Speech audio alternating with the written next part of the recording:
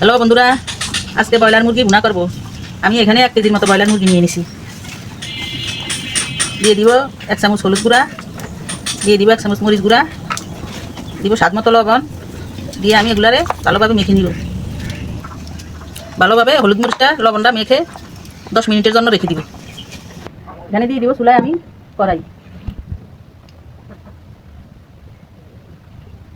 কড়াইতে দিয়ে দিলাম রান্নার তেল।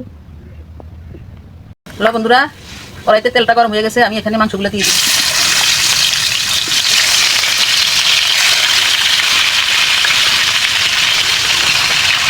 হ্যালো বন্ধুরা, মাটির চুলায় আমরা রান্না করি। আমার রান্নাটা কেমন হয় আমাকে কমেন্টে জানাবেন বন্ধুরা। আমরা গ্রামে থাকি, মাটির চুলায় রান্না করি। মাটির চুলার রান্না অনেক মজা। এখানে একটা বাটিতে আমি নিয়ে নিব হলুদ গুঁড়া, উঁচা করে 1 চামচ নিয়ে নিছি।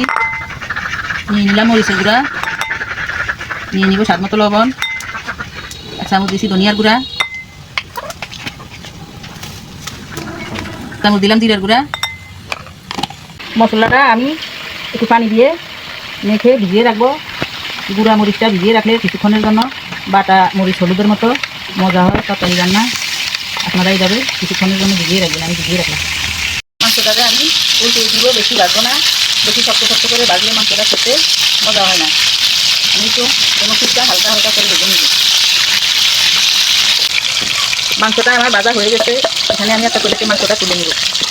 মাংসটাকে হালকা ভাজা করছি, বেশি ভাজি নাই। ওই কড়াইটার ভিতরে তেল দিয়ে দিলাম। এই কড়াইতে আমি মাংসটারে রান্না করব। এখানে দিয়ে দিলাম একটা তেজপাতা, দিয়ে দিলাম গরম মশলা, দিয়ে আমি এগুলো ভেজে নিব। পেঁয়াজটা সিদ্ধ হয়ে গেছে আমার। আমি এখানে দিয়ে দিব 1 চামচের মতো রসুন বাটা, আধা চামচের মতো জিরা বাটা, দিয়ে দিব 1 চামচ আদা বাটা। আমি ভালোভাবে কষিয়ে নিব।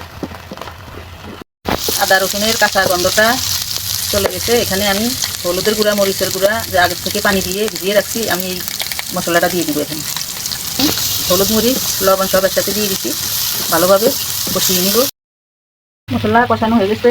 এখানে আমি ওই বাটিটা ধুয়ে পানি দিয়ে দিব।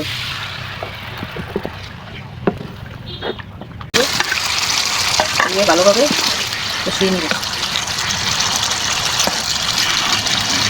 মশলার সাথে মাংসটারে ভালোভাবে মিশিয়ে এখানে আমি ঢাকনা দিয়ে দিব। ঢাকনা দিয়ে কিছুক্ষণের জন্য মাংসটারে রান্না করে নিব। মাংস ভালোভাবে কষানো হয়ে গেছে। দেখুন মাংসটাতে তেল ছেড়ে দিচ্ছে।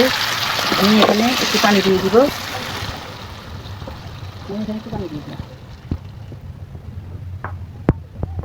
হ্যালো বন্ধুরা, আমার রান্না যদি আপনাদের কাছে একটু ভালো লেগে থাকে আমাকে লাইক কমেন্ট শেয়ার দিতে ভুলবেন না। আমার পাশে থাকবেন। আমার জন্য তো রান্নাটা হয়ে গেছে। আপনারা এইভাবে ব্রয়লার মুরগি রান্না করে খাইবেন, অনেক মজা লাগবে। রান্নাটা শেষ, এখন নামিয়ে নিব।